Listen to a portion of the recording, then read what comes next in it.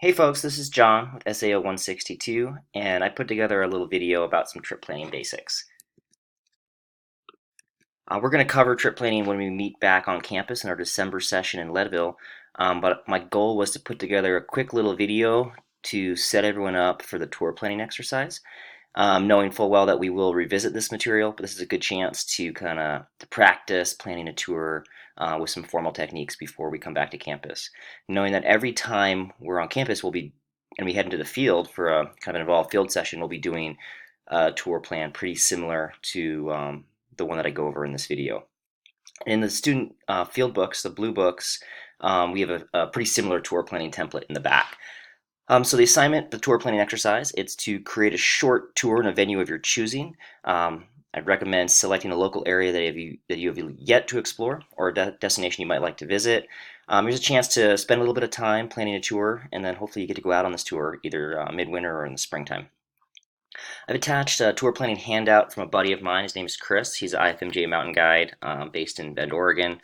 Um, Great guy, and he has a tour planning handout that kind of breaks down the hows and the whys of tour planning. So I do recommend reading that before you start the process. His examples are a little bit more in depth than what I'm looking for, but if you want to go that much in detail, please go ahead and do that.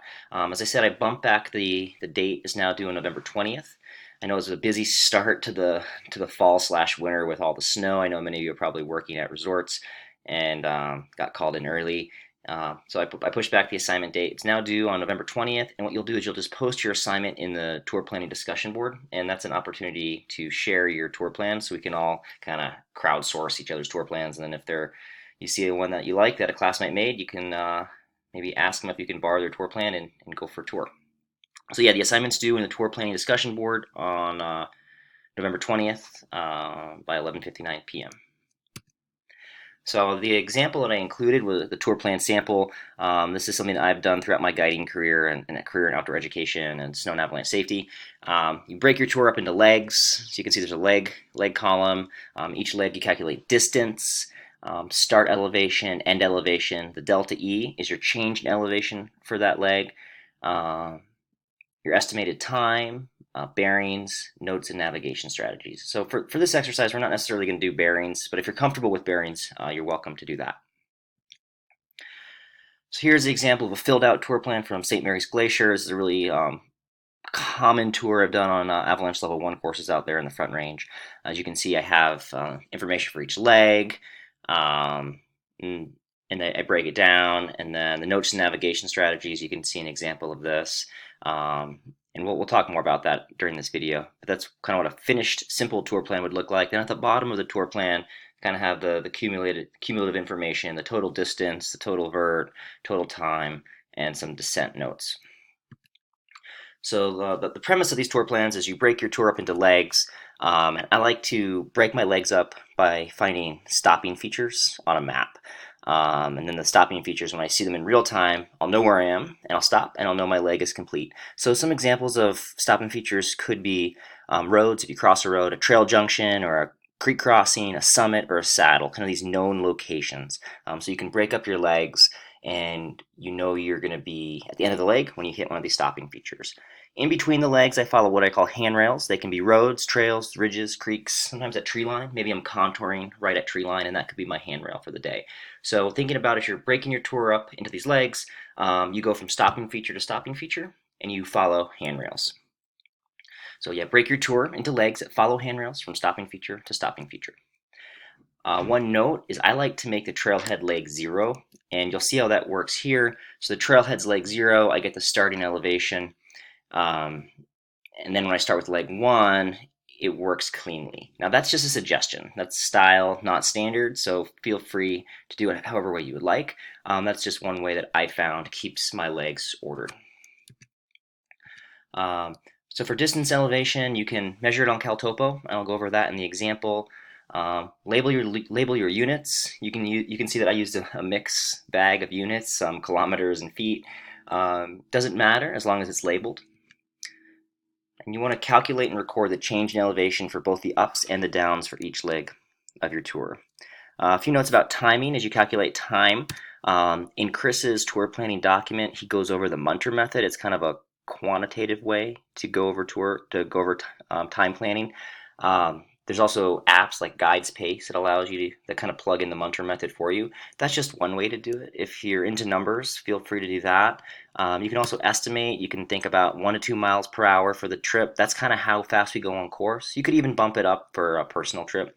Also depends on trail conditions, but you can estimate. You can calculate your mileage per leg.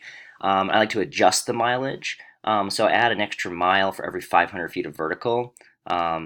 And so if I'm going 1 mile with 500 feet of vertical, I kind of adjust that mileage to 2 miles. And if I'm going 2 miles an hour, I'll divide my adjusted mileage by my rate and it gives me 1 hour. So that's just one way. Another way to do it. For descents, you can estimate the descent. It's based on group size and ability. But roughly, 1,000 feet of downhill can take about 10 minutes for an average group size, and that includes stopping and regrouping in safer zones.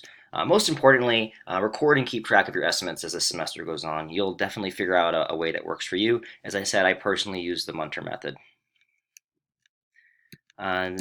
For navigation strategies, include stopping features and handrails, describe the terrain and key features. I like to note my transitions, maybe places where I skin up or where I might want to boot along the ridge. Keep it short, keep it simple, but also keep it useful. As I said, we won't cover bearings so much for this exercise. If you're familiar with bearings, you're welcome to incorporate them. You can measure them on a map, you can measure them on CalTopo. Bearings and compass work is something we'll cover later on in this course. So here's the completed tour plan of St. Mary's. You can see it again. I got my legs, got my distance, start elevation, end elevation, my delta E, estimated time. I do have bearings for this case when I'm above tree line. I personally like to include bearings in case I get caught in the whiteout. And my notes and navigation strategies. And this completed example is on Canvas as well. So for CalTopo, I'll do a little quick CalTopo review. Add objects, add waypoints. Add objects, those are your waypoints. You add your line, those are your routes. You can calculate bearings on CalTopo. You can also do your distance, elevation gain and loss on CalTopo. So here's a final exercise. Let me bring up CalTopo and I'll do a quick review of that. So here we're on CalTopo at St. Mary's Glacier. You can see the trailheads marked down here. I like to add my markers first, so I like to add all my waypoints. So for this exercise, I had a marker at the lake, call it lake. I had a marker at the toe of the glacier, right there, the quickly ablating glacier of St. Mary's. And then I probably had a marker at the saddle, and then a marker, and then a marker at the summit.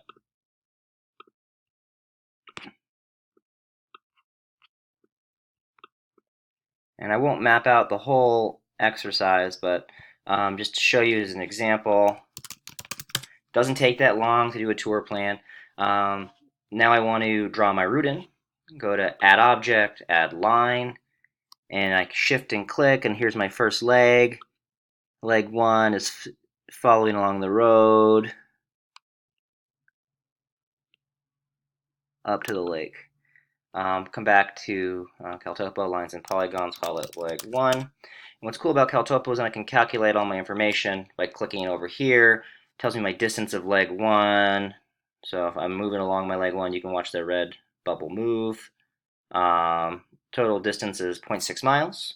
It gives me my starting elevation, finishing elevation, then my delta E there as well. Up 361, down 25. So you can do that for all of your legs, and then that gets recorded in your spreadsheet. Let's go back to the presentation. So you can do bearings on CalTopo as well. Bearings aren't required for this exercise. So I went over adding waypoints, adding the route, calculating distance elevation. Here's the last thing that we'll finish up with. The tour planning exercise directions there on Canvas. Please submit your tour plan no later than 11:59 p.m. on November 20th. Look forward to seeing them. If you have any questions, please feel free to reach out. As I said, we'll revisit all this material back in class, and this is something we're going to be doing daily every time we head on extended tours this semester. Thanks so much. Hope everyone's enjoying the fall, and we'll see you around.